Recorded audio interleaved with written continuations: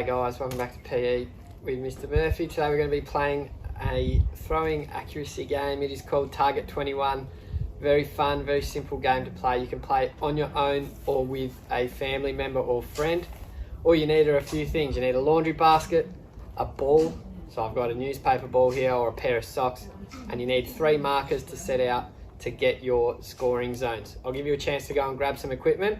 I'm going to set up mine and then we'll get into it. I try to push the corner, your rhythm back to white. I try to push the corner, your rhythm back to white. I try to push the corner, your rhythm back to white. I try to push the corner. Alrighty guys, so I'm all set up. So you can see I've got my basket up the top and I've taken 3 steps to my 1-point zone. I've then taken 3 more steps to my 2-point zone and 3 more to my 3-point zone. Aim of the game is to get to 21 points. If you get it in the basket from one of those zones, that's how many points you get. If you get to 21, stop the clock, record your time, and that's your time to beat. If you're playing with someone else, see if you can get to 21 before they can. I'm gonna have a shot, see how we go. One more thing, you can do underarm or you can do overhand throw. Up to you. Try your hardest, let's see how quick we can get it done.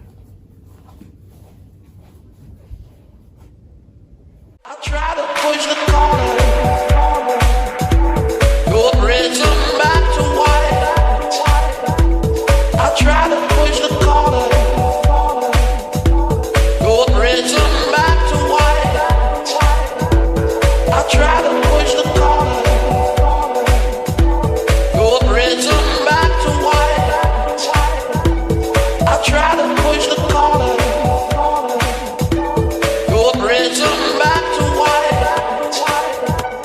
I try to push the corner, your rhythm back to white. I try to push the corner, your rhythm back to white. I try to push the